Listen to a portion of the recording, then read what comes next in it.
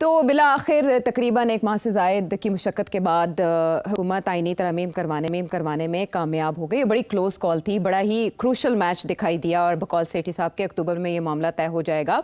तो ये मामला आखिरकार तय पा गया और वो आइनी तरमीम जो हुकूमत के गले की हड्डी थी, गले का तौक था, सर का दर्द था, हुकूमत बिला आखिर अपनी मर्ज़ी के मुताबिक वो अमेंडमेंट्स करवाने में कामयाब हो गई और सुप्रीम कोर्ट में भी पार्लिमानी कमेटी के तवस्सुत से एक तब्दीली आ ही जाएगी जब नए chief justice of Pakistan justice Yahya Afridi हल्फ उठाएंगे।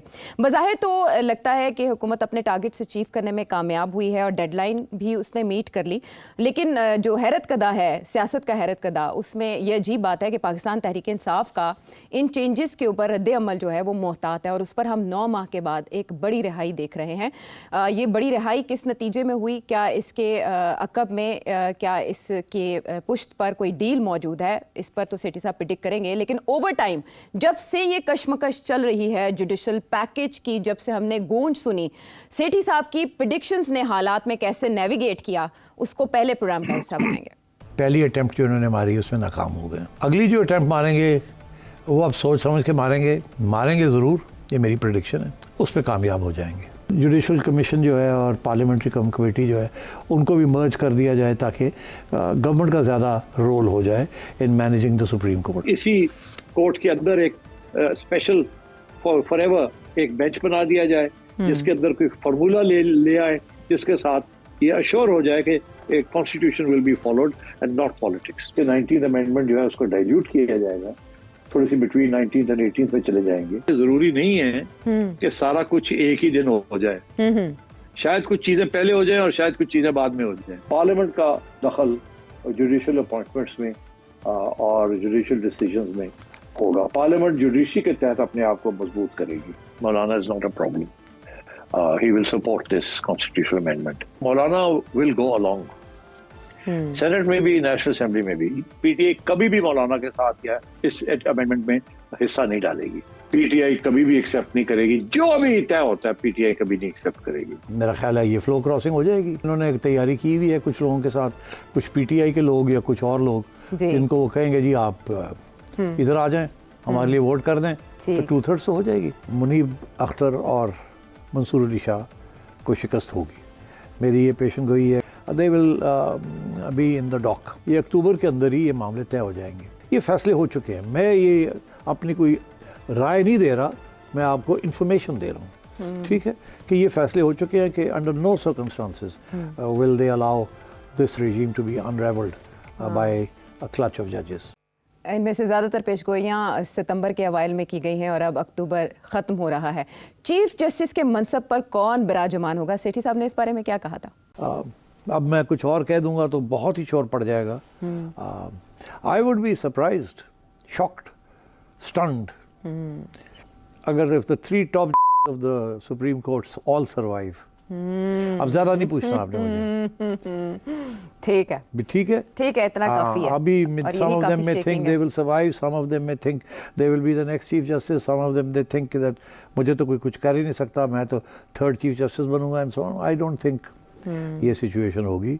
I think there will be betrayals, power plays and surprises. और सेठी साहब की ये प्रेडिक्शन उस वक्त ही है जब एक्सटेंशन के चर्चे थे और आइनी तरामीम की नौइयत मालूम भी नहीं थी और ना ही ड्राफ्ट उस तरह मार्केट में आए थे। तो सेठी साहब अब ये मराहिल तो तय पा गए और पर तो दिखाई दे रहा है सब कुछ आपकी प्रेडिक्शंस के ऐन मुताबिक, चाहे वो मौलाना का रोल हो, अमेंडमेंट्स की नेचर हो या कोई टाइमलाइन हो, और पाकिस्तान तहरीक इंसाफ का भी इस सारे मामले में किरदार हो, हू बहू वैसा ही हो गया। लेकिन अब जो हो गया उस पर भी आपका तजिया दरकार होगा। क्या हुकूमत ने ये जिस मकसद के लिए किया अब वो अहदाफ हासिल होंगे? यह हुकूमत के लिए गेम चेंजर साबित होगी आइनी तरमीम और जस्टिस याहिया आफरीदी से वाबस्ता तवक्कुआत पूरी होंगी? जी हाँ, यही $1 मिलियन क्वेश्चन है कि क्या गवर्नमेंट ने अमेंडमेंट तो पास करवा ली बाय हुक और बाय क्रुक, मगर क्या गवर्नमेंट के मामले तय होंगे और रिजॉल्व होंगे कि नहीं। देखिए, अभी पहला ये मसला है, अभी बहुत सी कॉम्प्लिकेशंस हैं और आगे आएंगी भी। अभी डेडलॉक्स भी होंगे और कॉन्स्टिट्यूशनल अमेंडमेंट्स भी करनी पड़ेंगी। ये अभी गेम शुरू हुई है और मेरा नहीं ख्याल कि सुप्रीम कोर्ट के जजेस जो कि प्रो इमरान जजेस हैं वो अपने हथियार गिराने के लिए तैयार है। इसलिए there will be issues and there will be problems. इसी तरीके के साथ वकला हज़रात जो बाहर बैठे हैं उनमें भी डिवीजन है।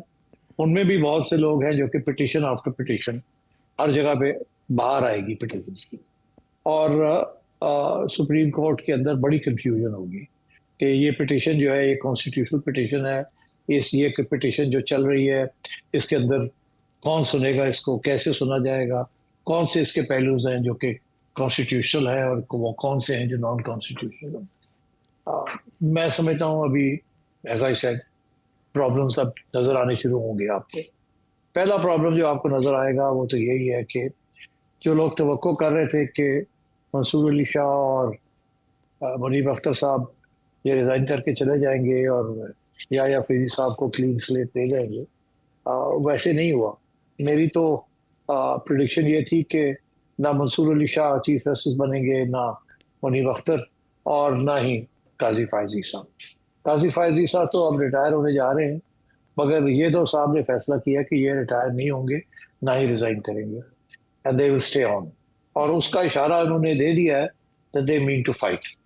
और इनके साथ जो बाकी जजेस हैं उनमें से एक दो शायद इधर उधर हो जाए, फिसल जाए, मगर 5-6 तो तकड़े रहेंगे इनके साथ। तो इसका मतलब है कि this is a formidable group जो हर स्टेज पे क्रिएट करेंगे प्रॉब्लम्स। अच्छा सिट साहब, अब जो भी हो चुका, ये लग रहा था कि मामला संभल जाएंगे और क्लैरिटी आ जाएगी, कन्फ्यूजन दूर हो जाएगी, लेकिन कन्फ्यूजन्स की भरमार हो गई है। आईनी बेंच की तश्कील कैसे होगी और उसके बाद जुडिशल कमीशन के मेंबर्स कौन कौन होंगे, इन सब मामलात को लेकर मार्केट में बहुत सी थेरीज चल रही हैं, लेकिन आजम नज़ीर तारड़ साहब एक एक करके सबका जवाब दे रहे हैं और वो ये भी कह रहे हैं कि आईनी बेंच अगले हफ्ते से काम शुरू करेंगे, यानी इसको डिले नहीं किया जाएगा। जैसे ही नए चीफ जस्टिस आएंगे, आईनी जुडिशल कमीशन का इजलास होगा और आईनी बेंचेस की तश्कील पर काम शुरू हो जाएगा। एक बेंच में 5 जजेस होंगे और इसके हवाले से असेंबली, सूबाई असेंबली भी बाकायदा एक करारदाद के जरिए मंजूरी देगी।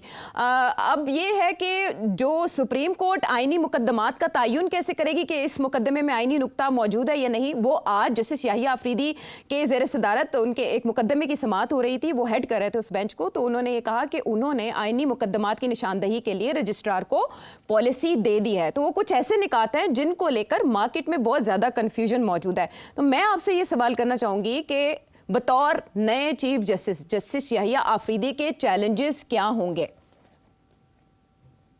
जी हाँ, ये ठीक है, अच्छा किया कि तारड़ साहब ने क्लैरिफिकेशन दे दी है, मगर इट्स नॉट इनफ।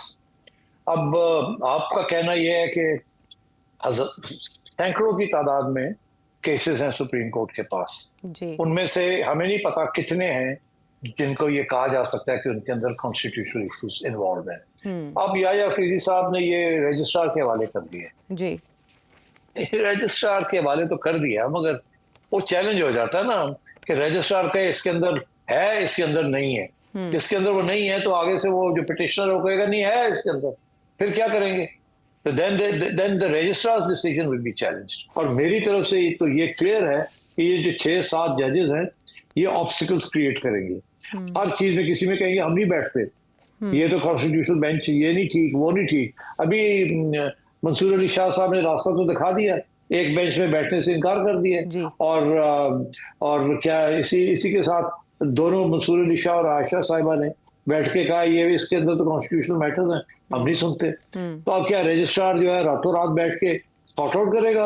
और अगर सॉर्ट आउट करेगा तो प्रायोरिटी किसको देगा? पहले किसको सुनना है, बाद में किसको सुनना है? तो मैं समझता हूँ कि अभी तो there is a long way to go. There are going to be a lot of problems. They have not thought this through, and they should now think about the real issue will be, और ये चौधरी एतजाज एहसन साहब ने point out किया था एक interview के अंदर, and he said the right thing. He said बड़ा मसला बन जाएगा, कैसे आप सॉर्ट आउट करेंगे इन इश्यूज को? हर इशू के अंदर there is a constitutional problem और reference. What was the purpose of doing all this? बस एक चीफ जस्टिस बना देते और वही बेंचेस बनाता और वो देख लेते कॉन्स्टिट्यूशनल मैटर्स। मगर अब तो वो चीफ जस्टिस के हाथ से भी आपने निकाल दिया। आपने सिलेक्ट भी कर लिया याहिया अफरीदी साहब को, मगर उनको पावर भी नहीं दी to make a constitutional bench and so on. तो मेरा ख्याल है कि this is going to be problematic. इसका मतलब तो ये हुआ कि तनाज़ा मजीद गहरा हो गया है। जस्टिस मंसूर अली शाह का जो लेटर है वो ये चाहता है, उन्होंने इसमें डिमांड किया है कि जब तक आप उस ऑर्डिनेंस के ऊपर, तरमीमी ऑर्डिनेंस जो आया था, आप उसके ऊपर फुल कोर्ट बेंच नहीं बनाते या फुल कोर्ट मीटिंग बुला के ये फैसला नहीं करते कि सब जजेस उसको फॉलो करेंगे, रिजॉल्व उनका कि वो उसके ऊपर अमल दरामद करेंगे, तब तक वो किसी बेंच का हिस्सा नहीं होंगे सिवाय पब्लिक इंटरेस्ट के मैटर्स के। तो सिट साहब, सुप्रीम कोर्ट के अंदर से आपके ख्याल में इस मामले पर कोई और रद्द अमल आ सकता है? हुकूमत के लिए कोई और मुश्किलात हो सकती हैं, या जैसे ये आईनी तरमीम आई हैं और ऑलरेडी इनके लिए सुप्रीम कोर्ट में इनको चैलेंज कर दिया गया है, 3 दरखास्तें मुतफरिक सुप्रीम कोर्ट लाहौर रजिस्ट्री में भी एक आ चुकी है, तो क्या ये स्ट्राइक डाउन हो सकती हैं? आयशा, देखिए, अगर तो मंसूर अली शाह और मुनीब अख्तर साहब रिजाइन कर देते कि हमारा सीनियरिटी का प्रिंसिपल को फॉलो नहीं किया गया, we feel insulted and therefore we have been bypassed and therefore we are resigning, तो मेरा ख्याल है उसके साथ मैसेज चली जाती कि this situation is now going to unravel and carry on. मगर जो उन्होंने फैसला किया कि हम रिजाइन नहीं करेंगे, तो इसका ये मतलब है वो रेजिस्ट करेंगे। इसका मतलब है उनके साथ जो लोग हैं उन्होंने सबने मिलकर फैसला किया है कि हम रेजिस्ट करेंगे, we will not allow this to work, this constitutional amendment. अच्छा। और हर स्टेज पे दे विल क्रिएट प्रॉब्लम्स। तो फिर क्या होगा? फिर सारा काम रुक जाएगा। क्या करेगी गवर्नमेंट फिर? और इनको निकालने की कोई सुप्रीम जुडिशल काउंसिल में ले जाएंगे इन सबको और वहां जाके करेंगे जी कि इनको निकालें आप, और ये जो है मिसकंडक्ट है, ये है, वो है। It's a mess. I don't know how they are going to work this one through. हाँ, अगर मंसूर अली शाह साहब और उनके साथी फैसला ये करते हैं कि they will cooperate and they will work to fulfil the requirements of the amendment, तो फिर तो ये मामला सॉल्व हो जाएगा। मगर अगर उन्होंने फैसला ये किया कि हमें रेजिस्ट करना है, we are not going to cooperate because we don't agree with it. And और बाहर पीटीआई बैठी है, हाँ। और लॉयर्स बैठे हैं जो कि पिटिशन पे पिटिशन ठोकेंगे, और मेरा ख्याल है बड़ा मुश्किल हो जाएगा या अफरीदी साहब के लिए और जुडिशल पार्लियामेंट्री कमेटी के लिए to move forward in any concrete sense. I foresee a lot of issues.